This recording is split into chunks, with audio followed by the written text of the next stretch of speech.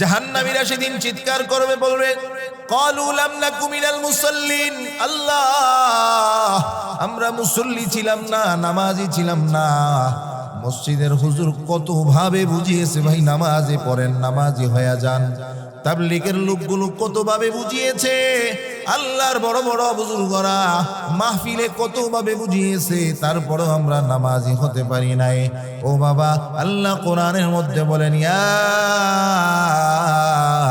আইয়ুহাল্লাযীনা আমানুস্তাঈনু বিস-সাবরি ওয়াস-সালাহ ইন্নাল্লাহা মা'আস-সাবিরিন।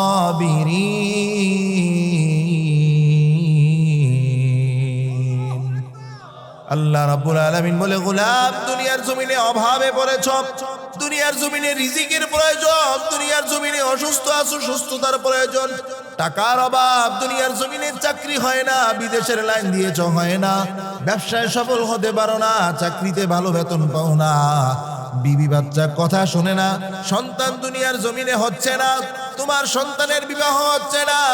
এ গোলাম, তোমার যত অভাব আছে, যত পেরেশানি আছে, আমি আল্লাহ তোমাকে একটা পন্থা বলে দিলাম, আমি আল্লাহ তোমাকে একটা ওষুধ লিখে দিলাম।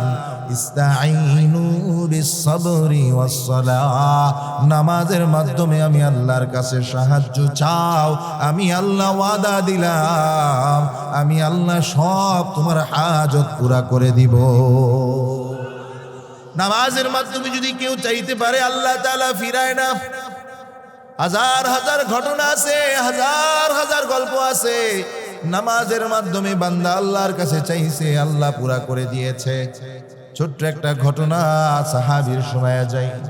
খলিফাতুল মুসলিমিন ওমর রাদিয়াল্লাহু তাআলা আনহু এই বাংলাদেশের মতো 200টা রাষ্ট্রের প্রধান ছিলেন, রাষ্ট্রনায়ক ছিলেন, অর্ধজাহানের বাদশাহ খলিফা ছিলেন ওমর। ওমর রাদিয়াল্লাহু তাআলা আনহু একবার ওনার আমলে এলাকার ভিতরে দুর্ভিক্ষ দেখা দিয়েছে, অভাব দেখা দিয়েছে, মানুষের ঘরে খাবার নাই, টাকা নাই, পয়সা নাই, ফসলগুলো নষ্ট হয়ে গেছে, খেজুরগুলো পোকায় ধরে গেছে, উনি বড় পেরেশান হয়ে গেছে।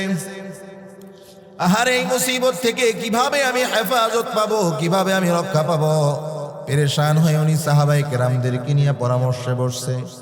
ও সাহাবীরা, বলো না, আমাকে পরামর্শ দাও না, কিভাবে এই দুর্ভিক্ষের হাত থেকে আমরা রক্ষা পাবো। সাহাবায়ে কেরাম বিভিন্ন পরামর্শ দিলেন। একজন সাহাবী বললেন, আমরা যদি একটা কাজ করি। কি কাজ?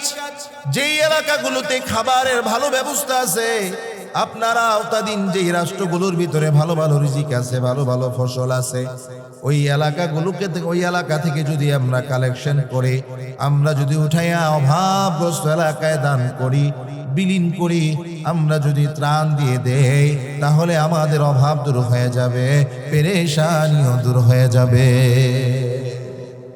পরামর্শটা সুন্দর না? কি বলেন? এটা চমৎকার একটা পরামর্শ। হযরত ওমর রাদিয়াল্লাহু তাআলা আনহুর দিলের ভিতরে এই পরামর্শটা ভালো লেগেছে। উনি ফয়সালা দিয়ে দিলেন, আগামীকাল ফজরের পরে আমরা বিভিন্ন এলাকায় ছুটে যাব, যে এলাকায় ভালো ফলন হয়েছে, ভালো ফসল হয়েছে, ভালো খেজুর হয়েছে, ওই এলাকা থেকে রিজিক তালাশ করে এনে যে এলাকায় অভাব হয়েছে ওই এলাকায় বিতরণ করব। সময়টা হলো বাদ ফজর, ফজরের পরে। পরামর্শ করতে করতে রাত্র হয়ে গেছে। খলিফাতুল মুসলিমিন ওমর রাতের বেলা বিছানায় ঘুমায়া পড়ছে। ঘুমের মধ্যে তাকায়া দেখে আল্লাহর নবী মুহাম্মাদুর রাসূলুল্লাহ সাল্লাল্লাহু আলাইহি ওয়াসাল্লাম ওমরের মাথার পাশে আইসা দাঁড়ায় গেছে। আল্লাহর নবীজির চেহারাটা কেমন জানি একটু মলিন দেখা যায়। ওমর ডাক দিয়া বলে, নবী গো, আপনার চেহারাটা মলিন দেখলে আমি ওমর সহ্য করতে পারি না। কে আপনাকে কষ্ট দিয়েছে? কে আপনার সাথে বেয়াদবি করেছে? কে আপনাকে গালি দিয়েছে? আমাকে বলেন। আমি ওমর বেঁচে থাকতে তার দেহ থেকে মাথাটা আলাদা করার জন্য আর কাহারও প্রয়োজন নাই। আপনি আমাকে বলেন, আপনি কার উপরে নারাজ হয়েছেন?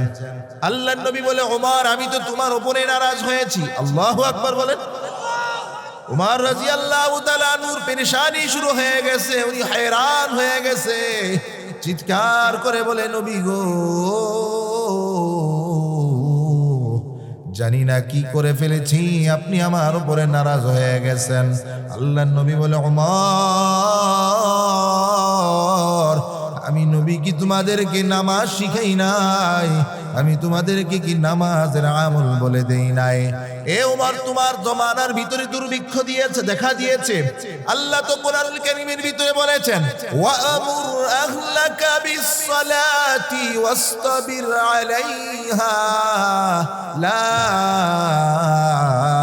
নাসআলুকা রিজকা। ও আল্লাহর নবী, আপনি আপনার উম্মতকে, আপনি আপনার পরিবারকে নামাজের হুকুম করেন। কোন ব্যক্তি যদি ইখলাসের সাথে নামাজ আদায় করতে পারে, আল্লাহ বলেন লা নাসআলুকা রিজকা, রিজিকের পেরেশানি করতে হবে না, আমি আল্লাহ নিজে রিজিকের ব্যবস্থা করে দিব।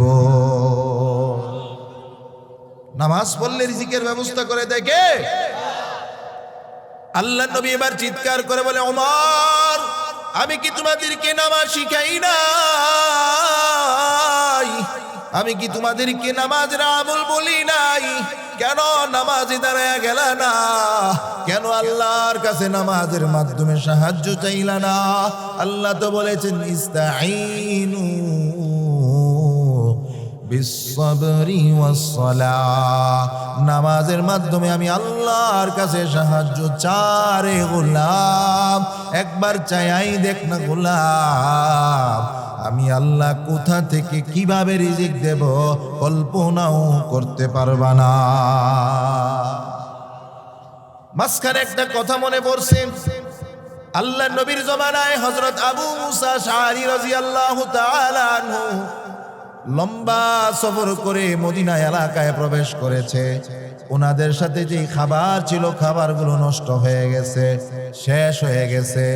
ওই কাফেলার ভিতরে সকলেই ক্ষুধার্ত, খাবারের ব্যবস্থা নাই, পানির ব্যবস্থা নাই, সামনে যে চলবে সেই শক্তি নাই। তারা সকলে মিলে পরামর্শ করলেন, আমরা নবীজির কাছে চলে যাই, নবীজির কাছে আমাদের সমস্যার কথা বলি, নবীজি আমাদের জন্য খাবারের ব্যবস্থা করবে। একজন সাহাবীকে পাঠিয়ে দিলেন, যাও যাও, তুমি নবীজির কাছে চলে যাও, নবীজির কাছে যাওয়ার পরে আমাদের হালত বর্ণনা করবা যে আমাদের কাফেলার ভিতরে কোনো খাবার নাই, আর আল্লাহর রাসূলকে বলবা আমাদের জন্য যেন একটু খাবারের ব্যবস্থা করে। ওই সাহাবী আল্লাহর রাসূলের দরওয়াজার সামনে যখন আসলেন, আল্লাহর রাসূল কোরআন পড়তেছেন, আল্লাহর রাসূল তিলাওয়াত করতে করতে 12 পারার প্রথম আয়াত তেলাওয়াত করেন। আল্লাহর রাসূল পড়েন, ওয়ামা মিন দাব্বাতিন ফিল আরদি ইল্লা আলাল্লাহি রিজকুহা। আল্লাহু আকবার। আল্লাহ নবী সাল্লাল্লাহু আলাইহি ওয়াসাল্লাম যখন এই আয়াত পড়লেন, এই আয়াতের অর্থ হলো, আল্লাহ কোরআনুল কারীমের ভিতরে বলেন, গোলাম, শুধু মানুষ কেন, আসমানের নিচে জমিনের উপরে যত মাখলুক আছে, ছোট থেকে ছোট, বড় থেকে বড়, প্রত্যেকটা মাখলুকের রিজিকের মালিক হলাম একমাত্র, কেবলমাত্র, শুধুমাত্র আমি আল্লাহ। ওই সাহাবী যখন দরওয়াজায় দাঁড়ায় এই কথা শুনলেন, আহারে, আল্লাহ তো কোরআনে বলেছে রিজিকের মালিক হলেন আল্লাহ, তাহলে কেন আমরা নবীজির কাছে রিজিক চাইবো? ওই দরওয়াজা থেকে উনি ফিরে চলে আসলেন কাফেলায়। আসার পরে বলেন, যেখানে খাবারের রিজিকের আবেদন করার দরকার, ওখানে আমরা আবেদন করে আসছি। আল্লাহু আকবার। ওই সাহাবী যখন কাফেলায় সেই কথা বললেন, কাফেলার লোকেরা মনে করছে আল্লাহর রাসূলের কাছে অভিযোগ জানায় আসছে, আল্লাহর রাসূল আমাদের জন্য খাবার পাঠায়া দিবে। সাহাবায়ে কেরাম অপেক্ষায় আছে। আল্লাহু আকবার, আল্লাহু আকবার। সাহাবায়ে কেরাম তাকায়া দেখে উট ভর্তি খাবার, উট ভর্তি রুটি, গোশত, ফল ফ্রুট। একটা উট তার মাথার মধ্যে, তার পিঠের মধ্যে খাবারগুলো নিয়ে ওই আবু মুসা আশআরী রাদিয়াল্লাহু তাআলা আনহুর যে কাফেলা ছিলেন, ওই কাফেলার দিকে আসতেছে। আল্লাহু আকবার। আর ওই উটের সাথে দুইজন সাদা পোশাক পরিহিত মানুষ দেখা যায়। ওই দুইজন মানুষে সেই খাবারগুলো এই কাফেলার মধ্যে পরিবেশন করে চলে গেলেন, কোনো কথাও বললেন না, তাদের সাথে কোনো মুলাকাতও করলেন না। সাহাবাই কেরাম ভাবতেছে মনে হয় নবীজি আমাদের জন্য পাঠাইছে। সাহাবাই কেরাম ভরপুর পেট ভরে খাওয়া দাওয়া শেষ করে ফেললেন। খাওয়া দাওয়া শেষ করার পরে তাকায়া দেখেন অনেকগুলো খাবার অতিরিক্ত আছে। কি করা যায়, কি করা যায়? এই খাবারগুলো আবার নবীজির দরওয়াজায় আমরা পৌঁছায়া দেই। মসজিদে নববীতে কিছু গরীব সাহাবী আছে, কিছু এতিম সাহাবী আছে, যাদেরকে বলা হয় আসহাবুস সুফফা। তারা এই রিজিকগুলো পেলে খুশি হবে। এই চিন্তা করে তারা এই খাবারগুলো পাঠিয়ে দিলেন কার কাছে? নবীজির কাছে। নবীজিকে যায় বলেন, নবী গো, আপনি যে আমাদের জন্য খাবার পাঠাইলেন, এই খাবারগুলো অতিরিক্ত হয়েছে, এই জন্য খাবারগুলো নিয়ে আসছি। আল্লাহর রাসূল আশ্চর্য হয়ে গেলেন। আল্লাহর রাসূল বলেন, কে তোমাদের জন্য খাবার পাঠিয়েছে? আমি তো বলতেই পারবো না। আল্লাহর নবী বলেন, আমি তো খাবার পাঠাই নাই। আবু মুসা আশআরী রাদিয়াল্লাহু তাআলা আনহু বলেন, কি বলেন? আমরা তো আমাদের পক্ষ থেকে একজন দূত প্রতিনিধি আপনার কাছে পাঠাইলাম আমাদের জন্য যেন রিজিকের ব্যবস্থা করেন। সে তো বলল আপনি খাবার পাঠাবেন। আল্লাহর নবী বলেন, তাকে ডাকো। ওই সাহাবীকে ডাকা হলো। আল্লাহর নবী জিজ্ঞাসা করলেন, এ আল্লাহর বান্দা, তুমি আমার কাছে তো আসো নাই, আমার কাছে রিজিক চাও নাই। ওই সাহাবী বলে, নবী গো, আমি আপনার কাছে এসেছিলাম, আপনার দরওয়াজার সামনে যখন দাঁড়াইলাম, আপনি তিলাওয়াত করতেছিলেন এই আয়াত, ওয়ামা মিন দাব্বাতিন ফিল আরদি ইল্লা আলাল্লাহি রিজকুহা। আপনি আল্লাহ তাআলা ঘোষণা করেছে এই জমিনের মধ্যে যত মাখলুক আছে, যত প্রাণী আছে, প্রত্যেকটা প্রাণীর রিজিকের মালিক আমি আল্লাহ। তখন আমার দিলের ভিতরে ইয়াকিন হয়ে গেছে আল্লাহই তো রিজিকের মালিক, সুতরাং আল্লাহর নবীকে বলে লাভ নাই। তখন আমি নামাজে দাঁড়ায় গেলাম, নামাজ পড়ে আল্লাহর কাছে দোয়া করলাম, আল্লাহ, আপনি না বলেছেন আপনি রিজিকের মালিক, আপনি না বলেছেন নামাজের মাধ্যমে আপনার কাছে সাহায্য চাওয়ার জন্য। আল্লাহ, নামাজের মাধ্যমে আপনার কাছে সাহায্য চাইলাম, রিজিকের মালিক আপনি আল্লাহ, এই জন্য আপনার কাছে চাইলাম, আল্লাহ আপনি রিজিকের ব্যবস্থা করিয়া দেন। এই দোয়া করে আমি আমার কাফেলায় চলে গেলাম। জিবরাইল সাথে সাথে আল্লাহর নবীর কাছে চলে আসলো, এসে বলে, নবী গো, এই সাহাবীর ঈমানের কারণে আর নামাজের মাধ্যমে আল্লাহর কাছে সাহায্য চাওয়ার কারণে আল্লাহ জান্নাত থেকে ফেরেশতাদের মাধ্যমে জান্নাতি খাবার পাঠিয়ে দিয়েছে। এই জন্য নামাজের মাধ্যমে সাহায্য চাইলে আল্লাহ দেয় কি দেয় না বলেন? খলিফাতুল মুসলিমিন উমর রাদিয়াল্লাহু তাআলা আনহুকে আল্লাহর নবী বলে, হে খলিফা, আপনাকে কি নামাজ শিখাই নাই? আপনি নামাজের মাধ্যমে আল্লাহর কাছে চান। এই কথা বলে আল্লাহর রাসূল চলে গেলেন। উমর ঘুম থেকে জেগে গেলেন, মসজিদে নববীতে চলে গেলেন। সময় হলো 2টা। উনি নামাজে দাঁড়ায় গেলেন। নামাজ শেষ করে আল্লাহর কদমে সেজদায় লুটে পড়লেন, আল্লাহর কাছে রুনাজারি শুরু করলেন, আল্লাহ মাওলা, বুঝি নাই, আল্লাহ মেহেরবানি করে আপনি মাফ করে দেন, আমাদের রিজিকের অভাব দূর করে দেন। আল্লাহ আপনার কাছে চাই, আপনি আমাদের রিজিকের ব্যবস্থা করে দেন। খলিফাতুল মুসলিমিন উমর রাদিয়াল্লাহু তাআলা আনহু এইভাবে আল্লাহর কাছে কান্নাকাটি করতেছে। কান্না করতে করতে মসজিদ নববীতে ফজরের আযান হয়ে গেছে। খলিফাতুল মুসলিমিন নামাজের আযানের পরে নামাজের জন্য অপেক্ষমান। সাহাবায়ে কেরাম মসজিদে নববীতে আসলেন নামাজ পড়ার জন্য। নামাজ শেষ হয়ে গেছে। সাহাবায়ে কেরাম বলেন, হে ওমর, এখন তো আমরা বের হয়ে যাব কালেকশনে। ওমর ডাক দিয়ে বলে, ও সাহাবীরা, না না না, কালেকশনে বের হতে হবে না, আমার আল্লাহ রিজিকের ব্যবস্থা করে দিয়েছে। সাহাবায়ে কেরাম আশ্চর্য, কই মসজিদে নববীতে তো কোনো খাবারের ব্যবস্থা নাই। কোথা থেকে ব্যবস্থা হইল? খলিফাতুল মুসলিমিন ওমর রাদিয়াল্লাহু তাআলা আনহু তখন আয়াত শোনায় দিলেন। আল্লাহ কোরআনুল কারীমের ভিতরে বলেছেন, ওয়ামুর আহলাকা বিসসালাতি ওয়াসতাবির আলাইহা লা নাসআলুকা রিজকা নাহনু নারযুকুক ওয়াল আকিবাতু লিত্তাকওয়া। গোলাম, আমি আল্লাহর কাছে রিজিক চাও নামাজের মাধ্যমে, আমি আল্লাহর কাছে নামাজ পড়ো, আমি আল্লাহ রিজিকের ব্যবস্থা করে দিব। এই জন্য মুসল্লি যদি হতে পারি রিজিকের অভাব হবে না, ঠিক কিনা বলেন? শর্ত হলো মুসল্লি হওয়া লাগবে। ওই জাহান্নামী চিৎকার করে বলবে, এ জান্নাতি সাথীরা, মা সালাকাকুম ফি সাকর ক্বালু লাম নাকু মিনাল মুসাল্লিন। দুনিয়ার জমিনে আমরা মুসল্লি ছিলাম না, এই জন্য জাহান্নামী হয়ে গেছি। আজকে থেকে পাক্কা নিয়ত করো যুবক, এক ওয়াক্ত নামাজও ছাড়বো না, 5 ওয়াক্ত নামাজ জামাতে আদায় করে মুসল্লি হয়ে দুনিয়া থেকে যাব। আল্লাহ আমাদেরকে তৌফিক দান করেন, বলি আমিন।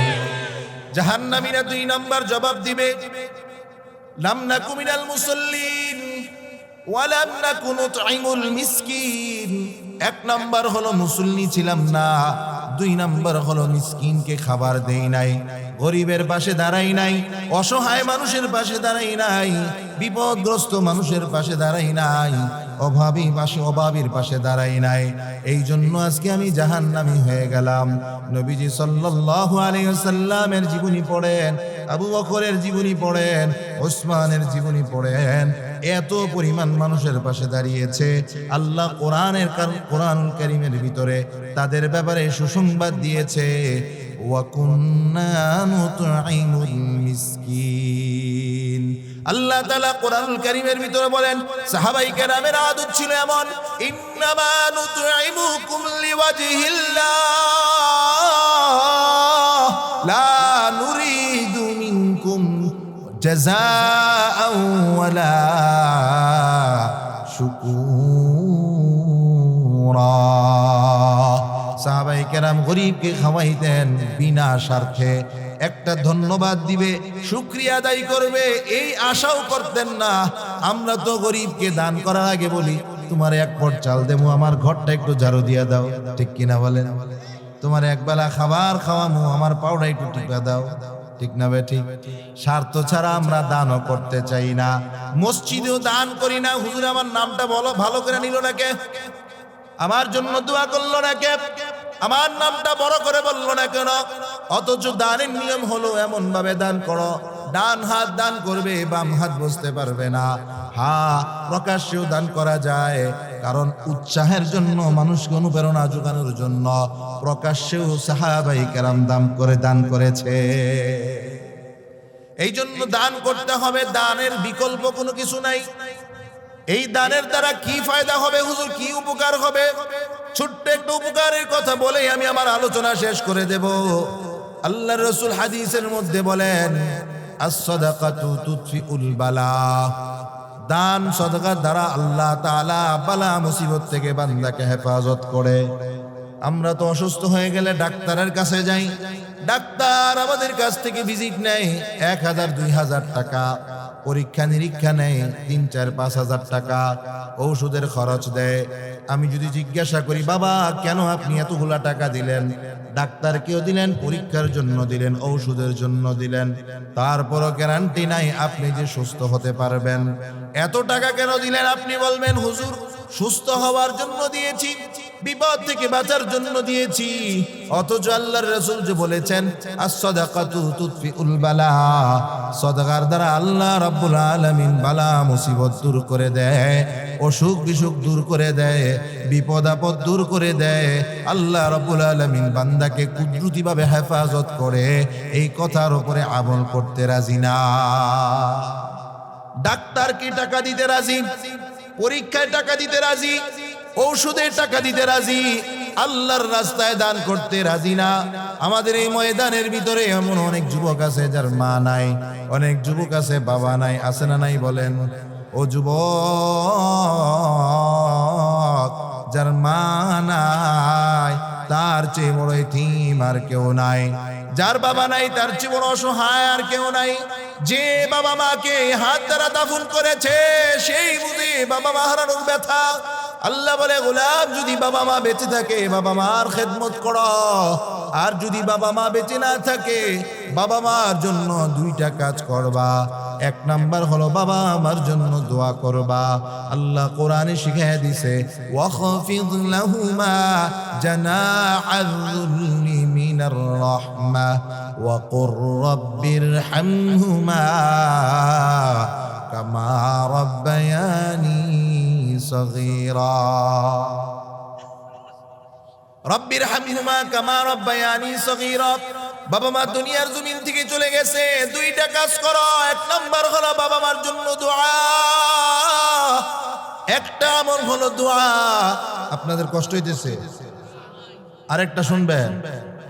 দুই নাম্বার, আল্লাহর নবী বলে, যেই বাবা নিজে না খেয়ে তোমাদেরকে খাওয়াইলো, যেই মা নিজে না খায় আমাদেরকে খাওয়াইছে। বাবার পোশাকটা দেখবেন পুরাতন হয়, বাবার জুতা জোড়াগুলা পুরাতন হয়। নতুন জুতা পরো না কেন, কিনো না কেন?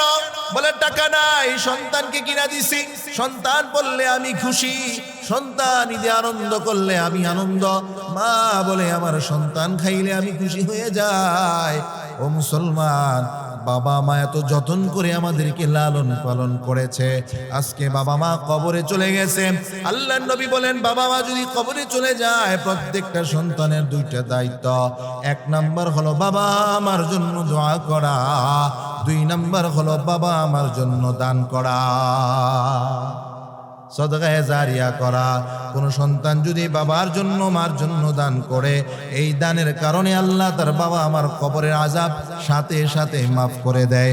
কোন সন্তান যদি বলে, মনে করেন কেউ আপনার কাছে টাকা চাইলো মসজিদের জন্য, মাদ্রাসার জন্য টাকা চাইলো, আপনি যখন আপনার জবান থেকে মাত্র উচ্চারণ করবেন, হুজুর আমার মার জন্য বাবার জন্য এটা দিলাম, সাথে সাথে আল্লাহ রাব্বুল আলামিন ফেরেশতাকে জানায়া দেয়, ও ফেরেশতা আমার গোলাম